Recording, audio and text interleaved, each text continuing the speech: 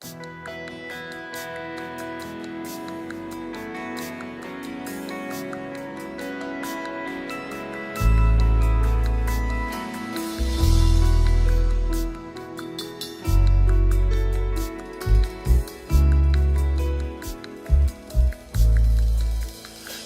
te prie, je te cherche, je te veux, roi de mon cœur.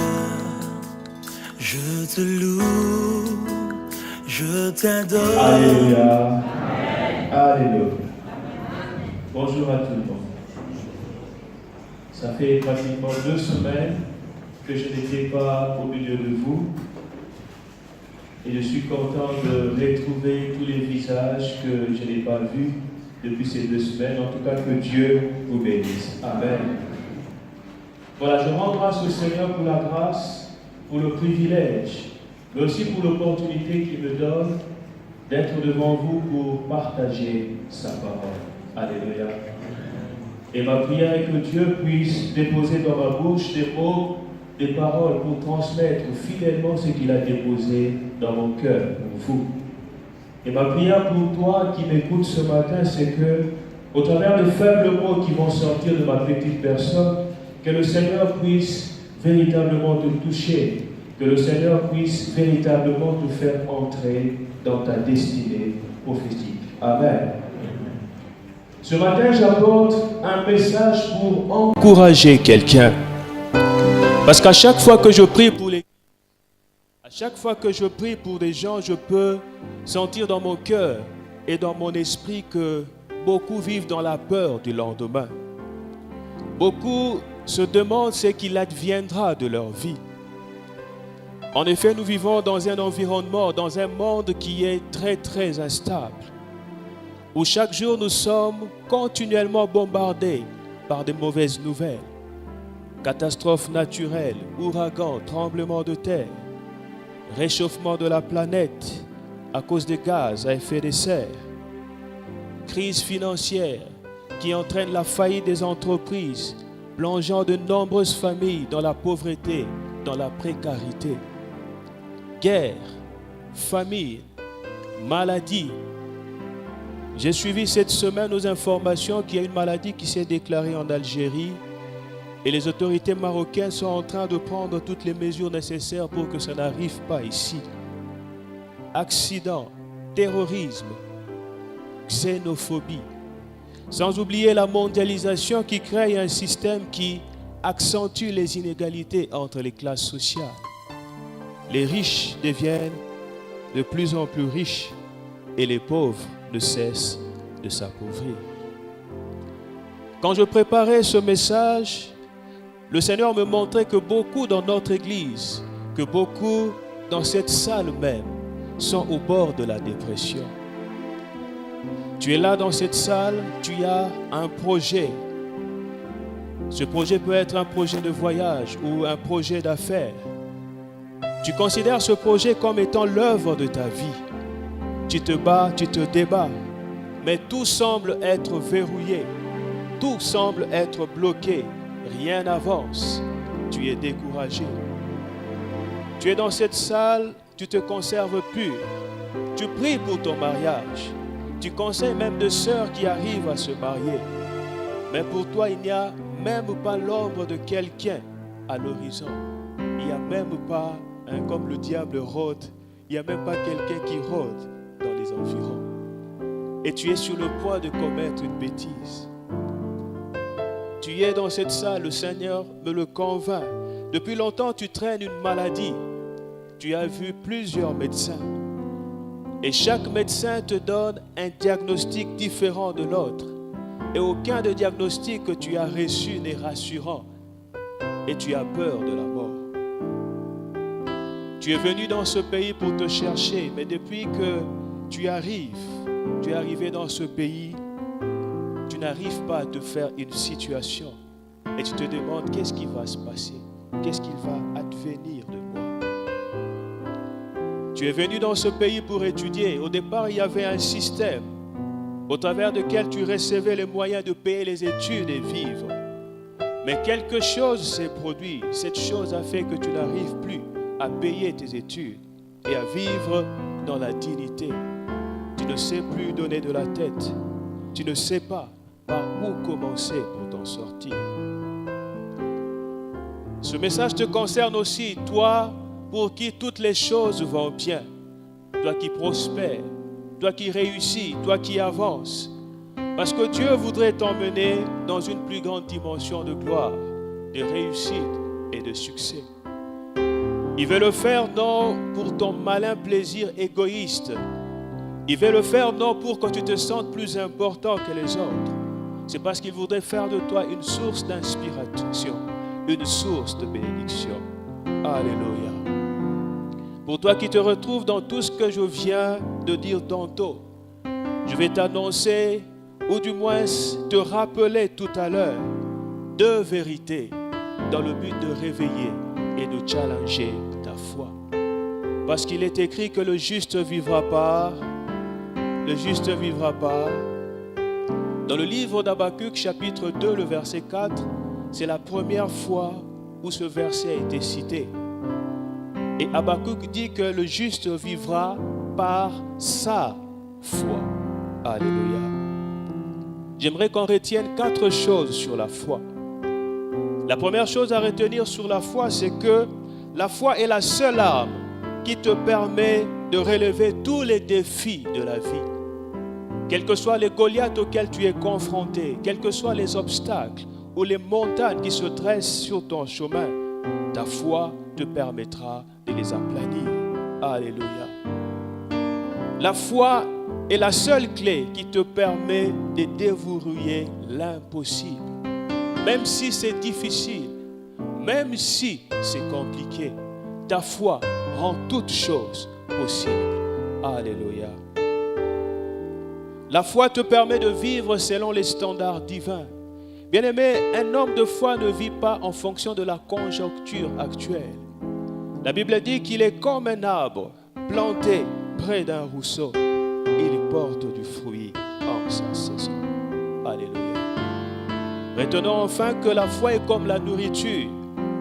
C'est comme une nourriture que tu dois manger chaque jour pour être en bonne santé spirituelle.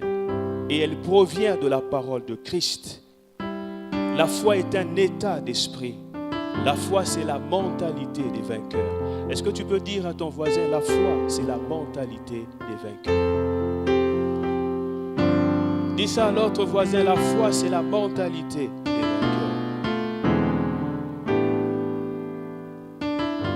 Quelles sont ces 2 vérités que j'aimerais te rappeler ou t'annoncer ce matin?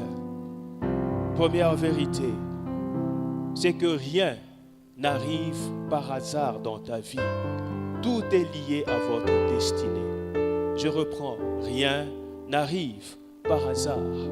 Tout est lié à votre destinée. On va lire 2 versets. Est-ce qu'on peut me projeter le premier verset? C'est dans le livre d'Éphésiens, chapitre 1, le verset 11. Premier verset, Éphésiens, chapitre 1er, le verset 11.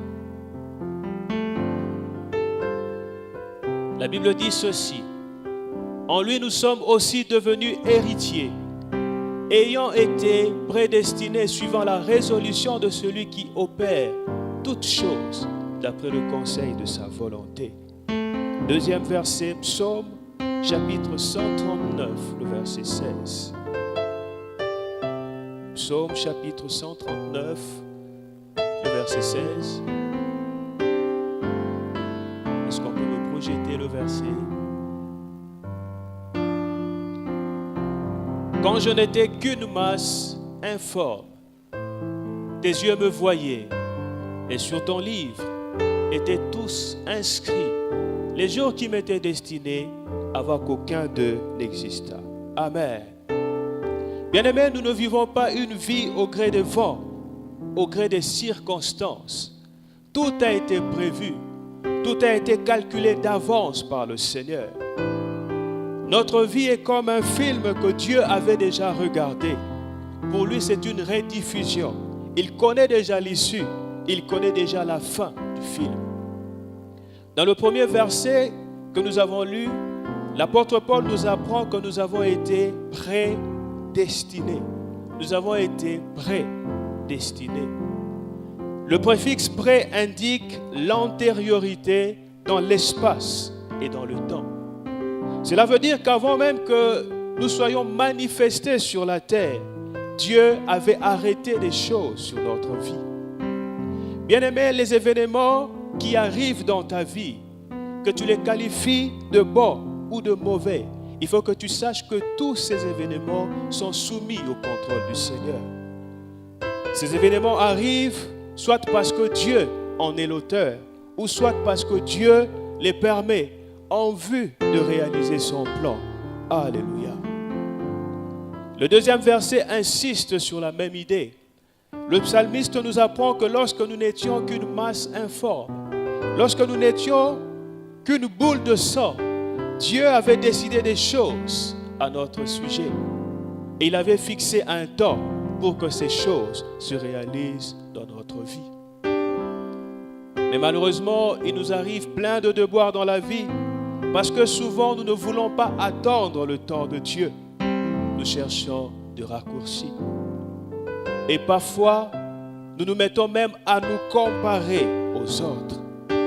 Bien-aimé, quand tu te compares aux autres, tu auras toujours l'impression d'être en retard par rapport aux autres. Alléluia. J'aimerais te dire ce matin que tu n'es pas en compétition avec quelqu'un. La seule compétition que tu as, c'est contre ton propre potentiel, afin de le maximiser, afin de l'aiguiser pour atteindre ta destinée. Si challenge il y a, le seul vrai challenge que tu as dans la vie, c'est de découvrir et d'atteindre ta destinée. Alléluia. Est-ce qu'on me comprend ce matin? Dis à ton voisin, il n'y a pas de hasard dans la vie.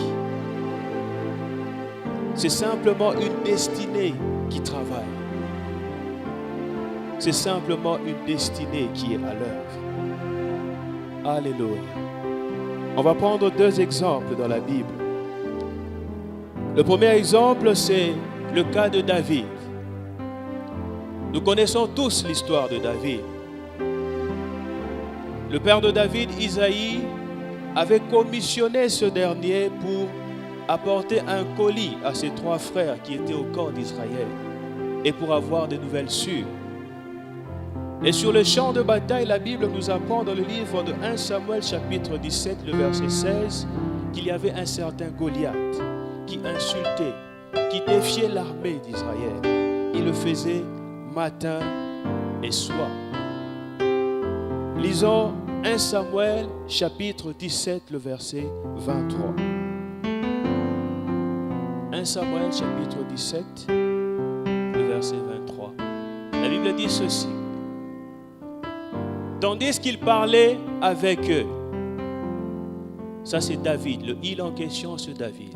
Tandis qu'il parlait avec eux, voici le Philistin de Gath, nommé Goliath, s'avança entre les deux armées. Hors des rangs des Philistins, il tint les mêmes discours que précédemment et David les entendit. Alléluia. Si vous lisez l'histoire, vous verrez que David a quitté chez lui très tôt le matin pour aller rencontrer ses frères. Mais pourquoi est-ce que David est arrivé au camp d'Israël au moment précis où Goliath était en train de les défier? Qui pense que c'était un hasard? Alléluia. Heureusement que personne ne pense que c'était un hasard. Sinon j'allais dire sors au nom de Jésus. Alléluia. Ce n'était certainement pas un hasard. C'était sa destinée qui travaillait pour lui. C'était sa destinée qui était à l'œuvre.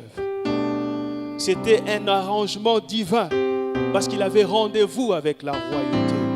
C'est la raison pour laquelle il est arrivé au moment précis où Goliath était en train de défier l'armée d'Israël. Alléluia. Le deuxième exemple, c'est celui de Saül. On va lire 1 Samuel chapitre 9, du verset 6 au verset 14. 1 Samuel chapitre 9, verset 6 au verset 14. La Bible dit ceci. Le serviteur lui dit, voici il y a dans cette ville un homme de Dieu. Et c'est un homme considéré. Tout ce qu'il dit ne manque pas d'arriver. Allons-y donc. Peut-être nous fera-t-il connaître le chemin que nous devons prendre. Verset suivant. Saul dit à son serviteur, « Mais si nous y allons, que porterons-nous à l'homme de Dieu? Car il n'y a plus de provisions dans nos sacs. Et nous n'avons aucun présent à offrir à l'homme de Dieu. Qu'est-ce que nous avons ?» Le serviteur reprit la parole et dit à Saul, « Voici, j'ai sur moi le quart d'un cycle d'argent.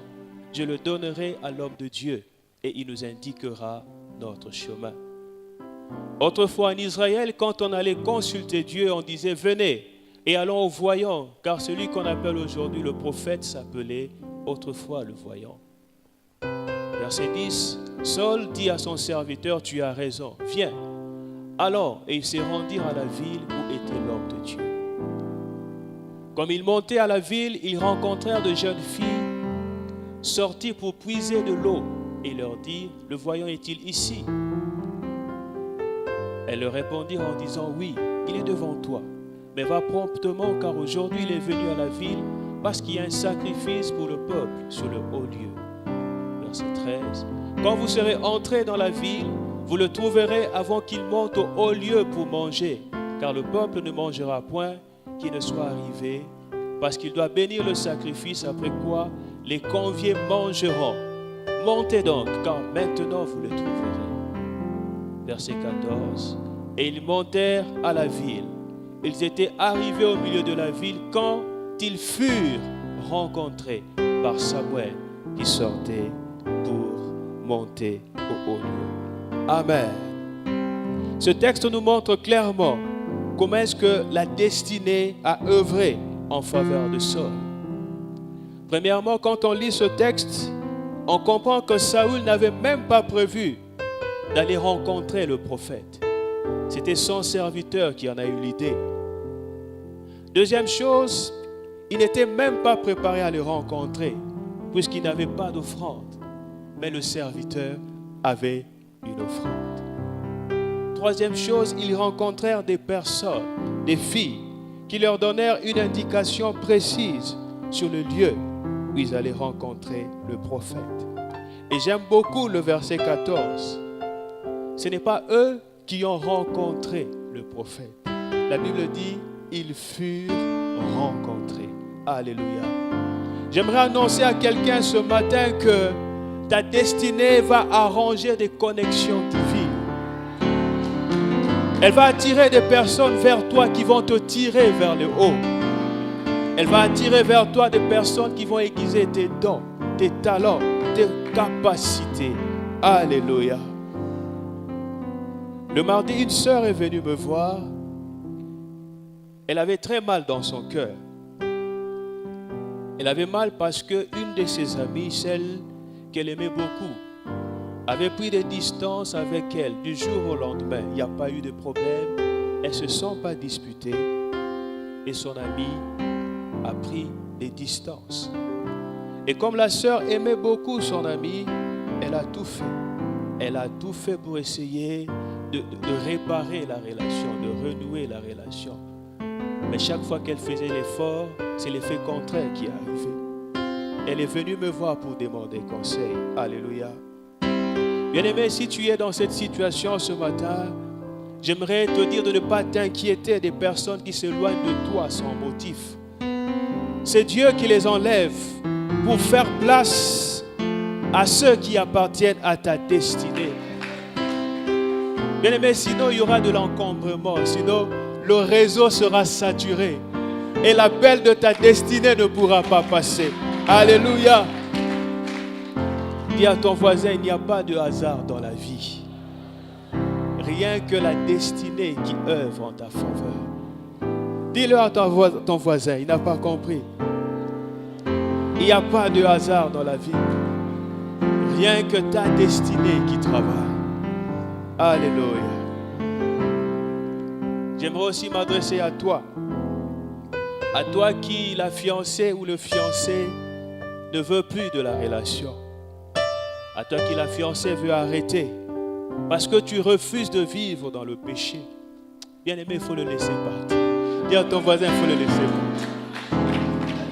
Si c'est une question de péché, il faut le laisser partir. Dis-le, il faut le laisser partir. Dis-le à ton voisin, il faut le laisser partir.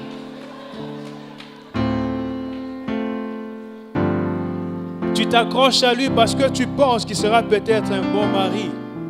Mais sache que si tu ne laisses pas partir le bon, le meilleur ne viendra pas. Alléluia. Dieu te réserve le meilleur. Voilà pourquoi il veut que tu laisses partir celui qui veut faire avorter ta destinée en t'amenant à vivre dans le péché. Alléluia.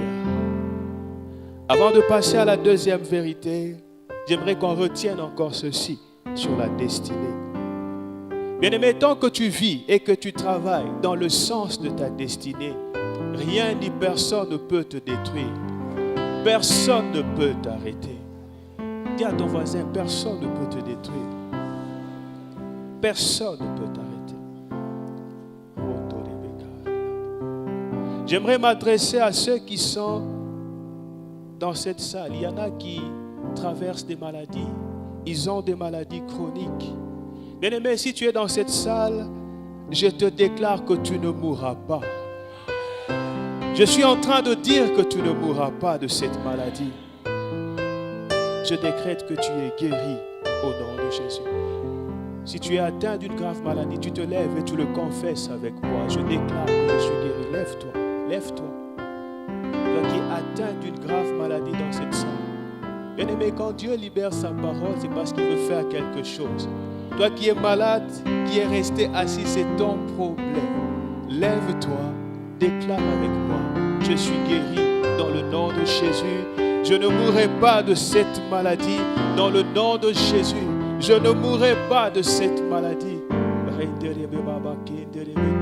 C'est ta destinée qui travaille.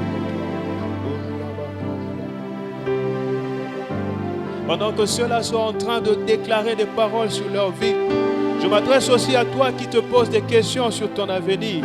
Je déclare que tu n'échoueras pas. Lève-toi et proclame que je n'échouerai pas. Lève-toi et proclame, j'atteindrai le but. J'atteindrai ma destinée. Dans le nom de Jésus.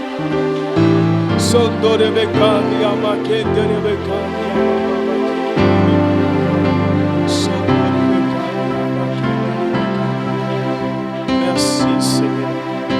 Parce que tu confirmes la parole de tes serviteurs. Parce que tu accomplis ce que prédisent tes enfants. Merci Seigneur parce que ta présence est manifeste.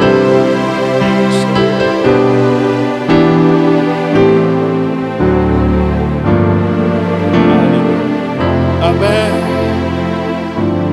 On peut se rasseoir. Bien-aimé, rien ni personne ne peut te détruire. Personne ne peut stopper ta destinée. Shadrach, Meshach et Abednego furent jetés dans une fournaise ardente. Une fournaise est un lieu extrêmement chaud. C'est une pièce surchauffée. Non seulement c'était une fournaise surchauffée, mais la Bible dit qu'elle était ardente, c'est-à-dire qu'elle était tout en feu. Malgré cela, rien ne leur arriva. Dans le livre de Daniel, chapitre 3, le verset 27, écoutez ce que la Bible dit. Même l'odeur du feu ne les avait pas atteints. Je relis ce verset. Même l'odeur du feu ne les avait pas atteints. C'est parce que non seulement ils avaient découvert leur destinée, mais ils travaillaient dans le sens de leur destinée. Alléluia. Donne-moi un bon amen. Alléluia. Bien-aimé, je déclare que cette épreuve dans laquelle tu es en train de passer, elle ne te détruira pas. Elle te rendra plus fort. Elle va te repositionner par rapport à ta destinée. Bien-aimé, même quand Joseph s'est retrouvé dans les oubliettes, même quand il s'est retrouvé dans la prison, sa destinée l'a localisé et l'a propulsé directement dans le palais. Je prophétise que ta destinée te localise et qu'elle te donne accès à ton héritage. Tu entres dans la cour de grand. Tu goûtes désormais aux meilleures productions du pays. Alléluia. Bien-aimé, arrêtez d'avoir peur du sorcier. Dis à ton voisin, arrête d'avoir peur du sorcier. Arrête d'avoir. Alléluia. Le diable et ses démons, ils ne sont pas un paramètre dans ta destinée. Même le diable et les démons ne peuvent pas te détruire. Le diable croit pouvoir bloquer ou retarder notre destinée. Mais il ne sait pas que même lui, Satan, est au contrôle de Dieu. Dans nos vies, Dieu ne lui permet que de faire des choses qui, au final, contribuent à l'accomplissement de notre destinée. Le diable s'est empressé d'exciter le cœur de Juifs afin qu'il crucifie Jésus le Christ. En le faisant, il ne savait pas qu'il accomplissait le plan de Dieu pour le salut de l'humanité. Alléluia. Est-ce que quelqu'un me comprend ce matin? Dis avec moi, il n'y a pas de hasard dans la vie. Rien que la destinée qui œuvre. Rien que la destinée qui travaille. Alléluia. Deuxième vérité à retenir, c'est que Dieu est le garant de ma destinée. Dis ça à ton voisin, Dieu est le garant. Il se porte caution pour ta destinée. On va lire 3 passages. Le premier passage, on va le relire, on l'a lu, mais on va encore le relire. Éphésiens, chapitre 1, le verset 11. En lui, nous sommes aussi devenus héritiers, ayant été prédestinés, suivant la résolution de celui qui opère toutes choses, d'après le conseil de sa volonté. Jérémie chapitre 29, le verset 11.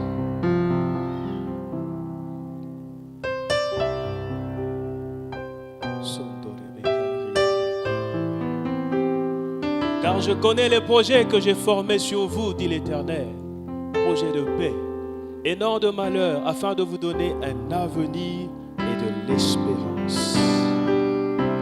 Romains chapitre 8, le verset 28.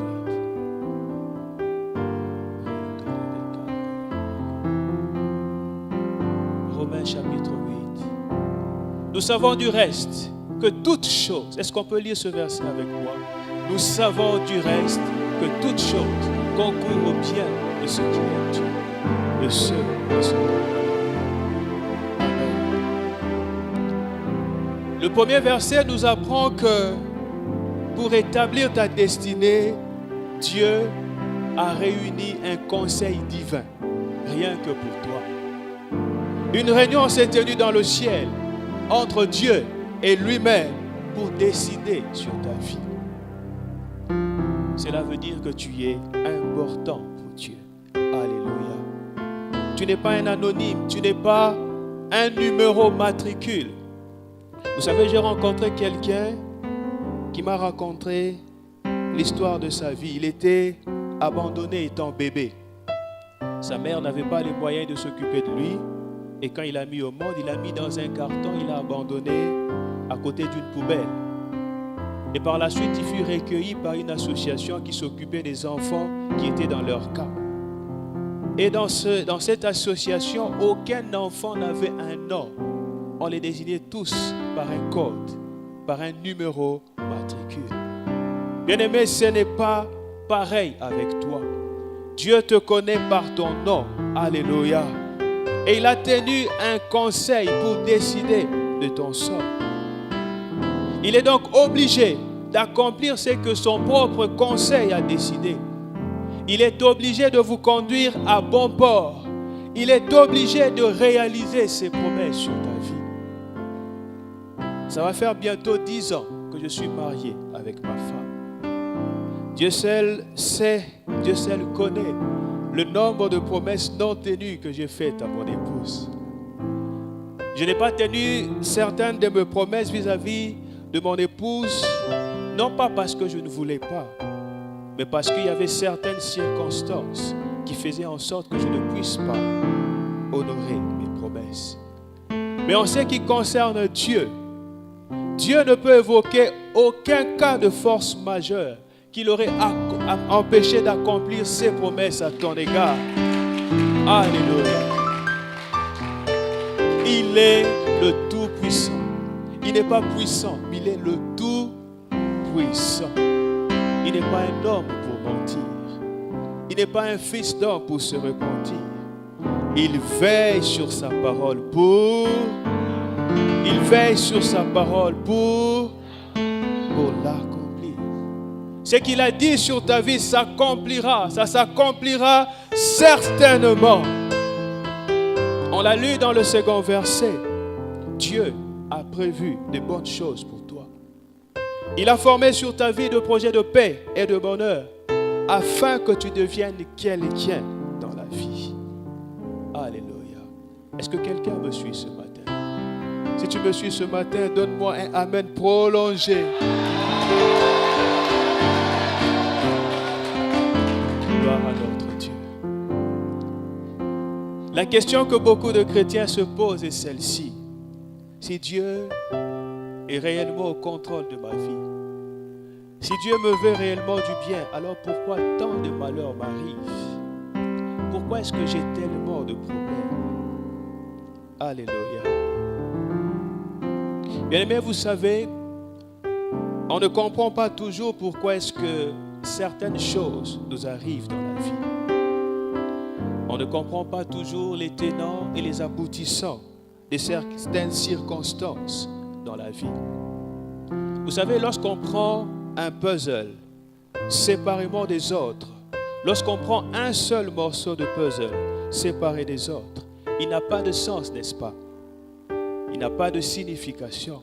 Mais lorsqu'on le met ensemble, alors l'image apparaît et tout devient clair. Vous ne comprendrez pas toujours pourquoi est-ce que certaines choses vous arrivent dans la vie. Mais dites-vous bien que Dieu est le garant de votre destinée. Il a un plan merveilleux pour votre vie. Bien-aimé, Joseph ne comprenait pas pourquoi est-ce qu'il passait par tellement d'épreuves difficiles. Trahison par ses propres frères, rejet, esclavage, prison. Mais quand le plan de Dieu pour sa vie fut accompli, quand tous les morceaux de puzzle furent rassemblés, écoutez ce qu'il dit dans Genèse chapitre 45, du verset 5 au verset 8. Genèse 45, 5 à 8.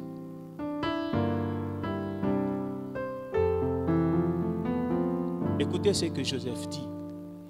Maintenant, ne vous affligez pas et ne soyez pas fâchés de m'avoir vendu pour être conduit ici, car c'est pour vous sauver la vie que Dieu m'a envoyé devant vous. Voilà 2 ans que la famine est dans le pays, et pendant 5 ans encore, il n'y aura ni labour ni moisson. Verset 7. Dieu m'a envoyé devant vous pour vous faire subsister dans le pays et pour vous faire vivre par une grande délivrance. Alléluia. Ce n'est donc pas vous qui m'avez envoyé ici, mais c'est Dieu. Il m'a établi père de Pharaon, maître de toute sa maison et gouverneur de tous les pays d'Égypte. Tu peux acclamer la parole de Dieu. Tu peux acclamer la parole de Dieu.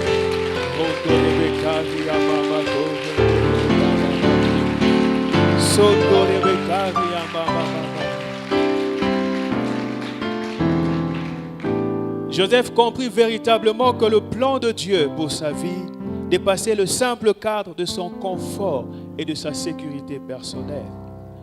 Dieu voulait sauver la vie de beaucoup de personnes de la famine, mais par Joseph. Alléluia. C'est la raison pour laquelle il devait passer par toutes ces expériences difficiles pour apprendre à dépendre de Dieu. Bien-aimé, j'aimerais te dire que le but de ta vie dépasse de très loin ton simple désir de bien manger et de bien t'habiller. Tu es la réponse de Dieu à des questions, la solution de Dieu à des problèmes. Est-ce que tu peux le dire à ton voisin? Tu es la réponse de Dieu à des questions, la solution de Dieu à des problèmes. Lisez la Bible, vous verrez que toutes les fois où les gens ont crié à Dieu lorsqu'ils étaient dans des situations difficiles, sa réponse a toujours été la même. Il envoie un homme ou une femme. Alléluia. Bien-aimé, Dieu peut vous faire passer 40 ans dans le désert. Simplement parce qu'il sait que beaucoup d'hommes, dans 40 ans, auront besoin de votre connaissance, de votre expérience, de votre expertise. Et quelqu'un pouvait dire encore que le type de désert par lequel vous passez est souvent révélateur du type de personnes vers lesquelles Dieu va vous envoyer. Alléluia. Bien-aimé, Dieu peut vous faire traverser les tempêtes et les vents violents. Dieu est capable de vous mettre en danger de mort, simplement parce qu'il veut que vous alliez de l'autre côté du fleuve pour sauver la vie de quelqu'un. Lisez Marc chapitre 5, le verset 1. Lisez à la maison et vous comprendrez. Alors pour finir, j'aimerais dire à quelqu'un ce matin, cesse de te lamenter devant tes échecs et tes manquements actuels. Tu y as un avenir, tu y as une destinée et Dieu est le garant de cette destinée.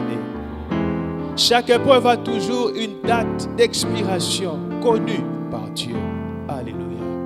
J'ai fini mon intervention. Est-ce que tu peux te lever avec moi pour déclarer des paroles sur ta vie? Déclare avec moi, je ne m'arrêterai pas en chemin. Je ne m'arrêterai pas en chemin. La maladie ne m'arrêtera pas. Les échecs ne m'arrêteront pas. Avec Dieu, j'y arriverai. J'atteindrai le but. J'atteindrai ma destinée. Élève ta voix pour adorer le Seigneur. Élève ta voix pour adorer le Seigneur.